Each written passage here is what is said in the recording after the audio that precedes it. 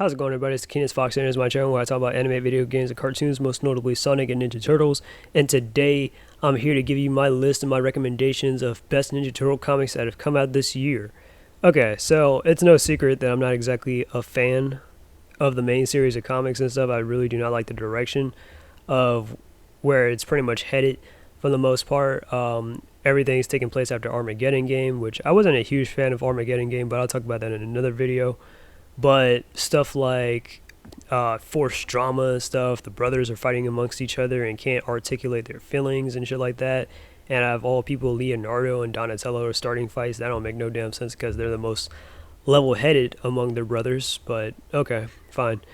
And then Alopex, everybody's starting to point out how bitchy and whiny she is and how out of character she is. Yeah, I've been saying that ever since like the Punk Frogs thing, where Raph became Constable. I thought, wow, why is Alopex being so fucking a bitch to Raph for like no reason? And now I guess they're officially broken up, and I don't think Sophie Campbell has any she doesn't have any plans on getting them back together, so that was a complete waste.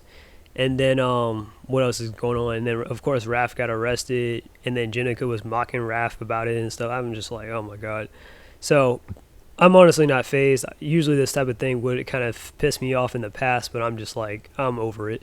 So here are some alternatives to the to stories like that, where I'm going to recommend, obviously this list and stuff. I'll tell you what I think of each one of these stories that have come out this year, because it's not like the Turtles are completely bad when it comes to the comics right now. Because yeah, there are definitely some good comics and stuff, some good storylines that have been put out this year. So I'm going to definitely go over them one by one. So yeah, alright, so let's get started. Alright, starting off the list, I have Tmnt and Stranger Things. So there have been a lot of crossovers that's been coming out this year and stuff. Again, I'll explain the rest later. But currently, there's a Ninja Turtles and Stranger Things crossover that's out currently. I think there are like 2 issues and stuff, and I have not been reading it. So I can't say if whether or not it's good or not. And the reason why I haven't read it is because I don't watch Stranger Things, so I just don't really, there's no purpose in me of just buying these comics and stuff for the sake of just buying it, But if you are into Stranger Things and you like Ninja Turtles, then this might just be for you, I guess. So yeah, that's pretty cool. So anyways, moving on. TMNT Lost Years. Now this is an actual comic that I actually did read. So Lost Years is pretty much a prequel and a sequel to the Last Ronin storyline. Each comic, except for the special, has 2 stories from the 2 separate time periods, which is Now, which takes place years after Hiroto's defeat and Michelangelo's death, and Then, which takes place during the blank years after the others' deaths, before Michelangelo's final assault. In the past storyline, Mikey looks for a crime lord known as Deathworm, but receives more training from Master Splinter's teacher, Hamato Yip, which is based off of, if you know your stuff, about Bruce Lee. He's based off of Yip Man, Bruce Lee's master and stuff. And of course, the Donnie Yen movies and stuff, Yip Man and stuff. It's pretty good. I definitely recommend watching those movies. Anyways, he gets put into an underground death tournament as well. The end of it is kind of a bit anticlimactic in my opinion. I feel like there definitely could have been a little bit more, I don't know, to it, I guess. But we do get more of a better understanding of Michelangelo's hardships and trauma. In the future storyline, Casey Marie raises the new generation of turtles. Una, which is like Donatello's spiritual successor. Odin, Michelangelo's spiritual successor. Moja, Raphael's spiritual successor. Yi, Leonardo's spiritual successor. And April tells them the stories of their uncles and stuff. There's even a special that takes place towards the end, which is kind of a good break from Michelangelo's depressing life. Because I just remember like reading Lost Years, and I'm like, god damn. Like, Michelangelo can't catch a break. This is depressing. Like, I think it was like right after like one of his friends had died and stuff in a death tournament. I was like, Jesus Christ, man. This dude is just, it's just like, damn, this is awful. But kind of awful in a good way, So, anyways, Lost Day, I feel like that was definitely a good break from all the stuff that was going on and stuff before they finished up the comics and stuff. Lost Day is pretty much a just a self-contained story about the new Ninja Turtle. and they go on a little bit of an adventure with Grammy April and stuff throughout the city.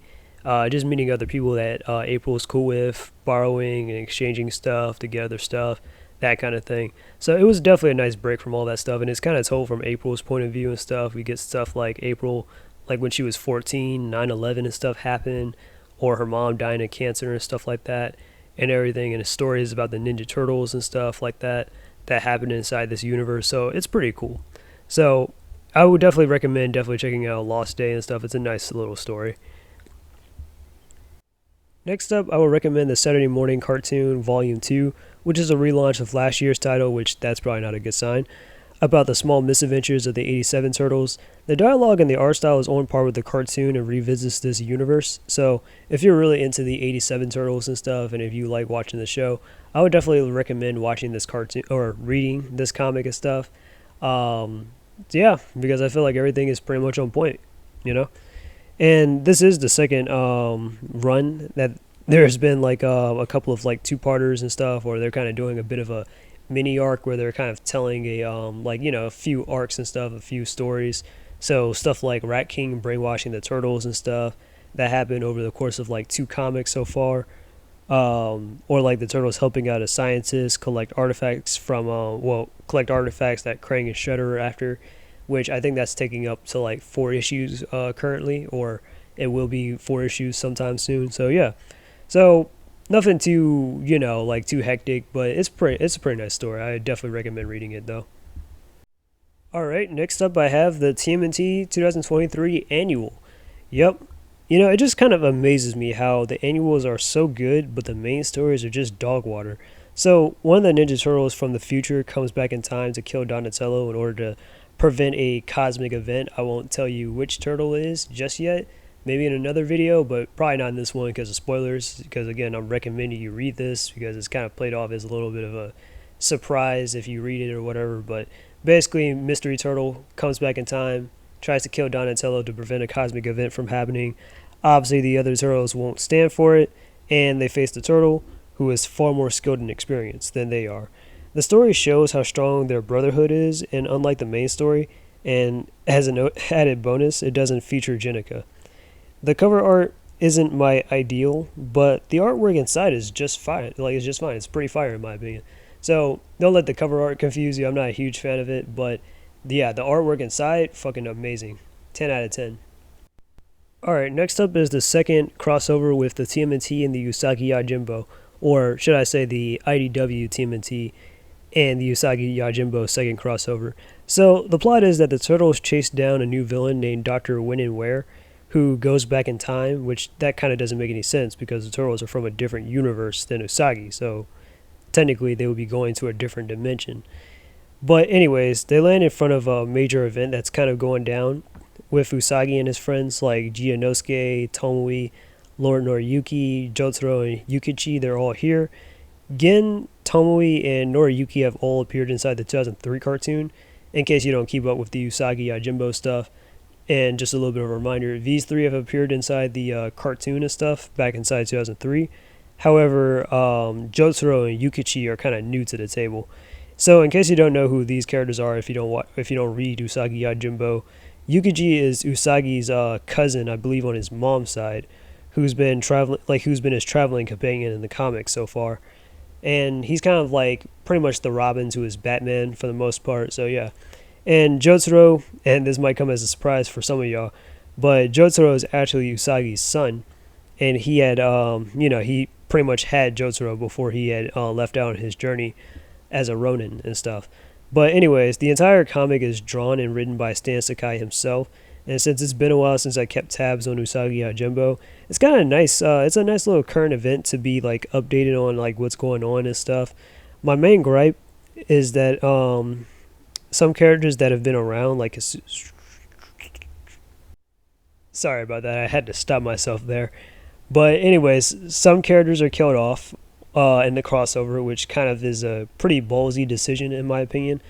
But still, I mean, it's kind of a crossover event, so I suppose like to promote both stories and stuff, I hope that this is like kind of an unofficial death, or it's undone by like time travel or something at the very least, because it's kind of weird and a waste to like kill off characters and stuff Yeah, I mean it's kind of ballsy, like I said, to kill off your own characters in the crossover and stuff. That's kind of weird in my opinion, but still, I mean I gotta give it to Stan Sakai. So while the story does end kind of a little bit on a depressing note, in my opinion, for Usagi Yojimbo fans, it is a classic battle between feudal samurai and ninjas versus machines.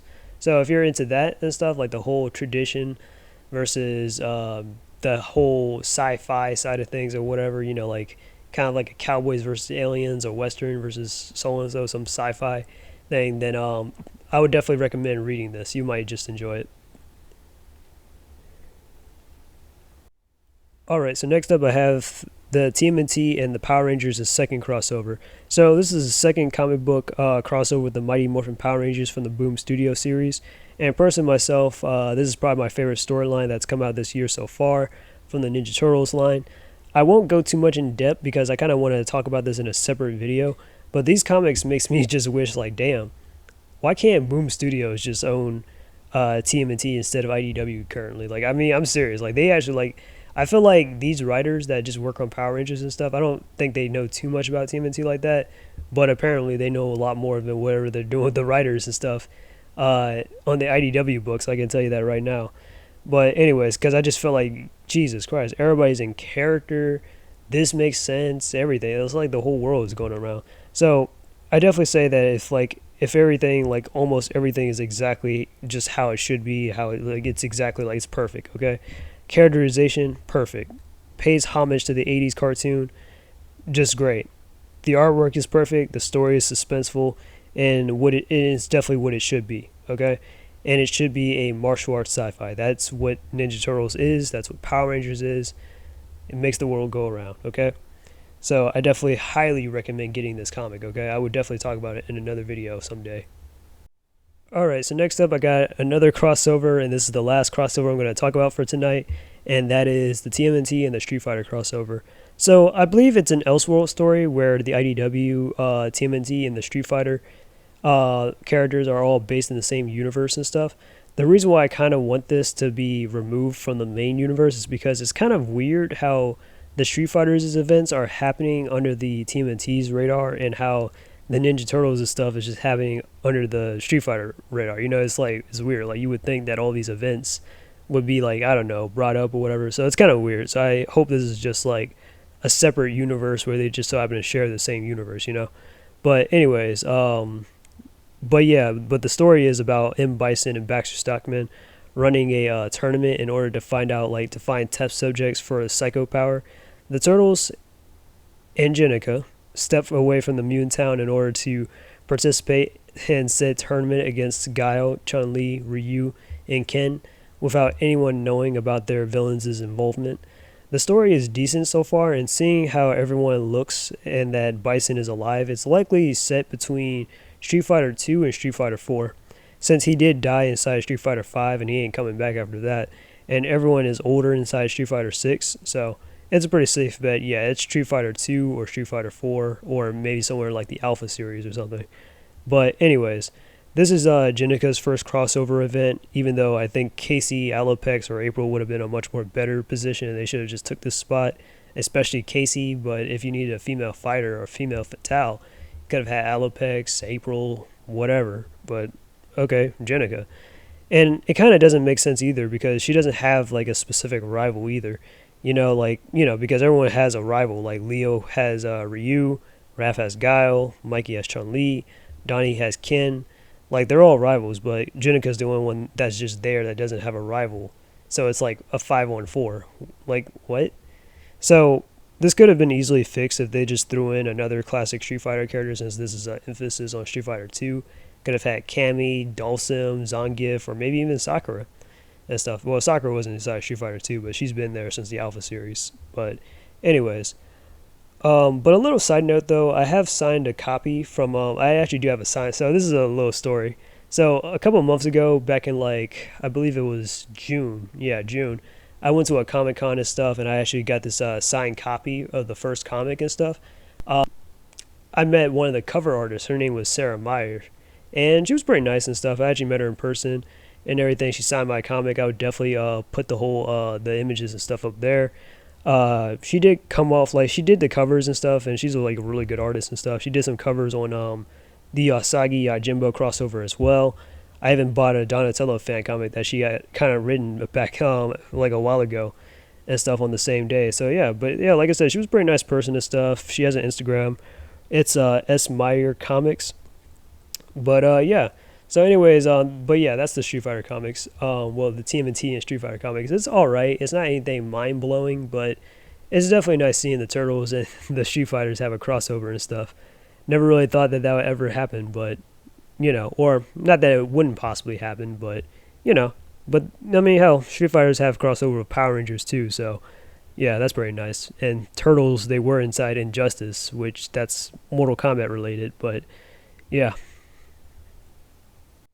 And last but not least, Armageddon Game Alliance. So it's pretty much a tie-in comic to the Armageddon Game event. I haven't read Alopex's story yet, and I thought Venus' story was bad being written by you know who, but everyone else's story, like Casey, April, and Karai, was pretty much on point. Lately, nothing has been done with their characters except making Casey into an alcoholic or April into just a background character. But here they actually get some well-handled focus and expose Stockman and Noel's plans, which actually kind of played a part in their defeats inside Armageddon game. Also, Stockman's mercenaries show up, the ones that are disguised as the Ninja Turtles and framed them for terrorism and all that stuff. They show up and get beat up by Karai 2 times, and it was kind of nice seeing her fight and stuff. And everyone kind of just betting on how the fight would turn out. Talking about something, I think the fight's gonna last 5 minutes. I bet like $20 on it, or I bet like 2 minutes. Stuff like that. So yeah, I thought that was definitely an in character moment, and I thought that was pretty nice. So, anyways, tell me down below what you guys think. Have you guys already read these comics? Will you check it out and stuff? But yeah, these are my recommendations for the for like just Ninja Turtles and stuff, because I think these are some of the best comics that have come out this year so far, aside from the main series and stuff. So yeah. All right. Well, anyways, this is your boy, the Keenest Fox, and I'm out. Peace, and until we meet again.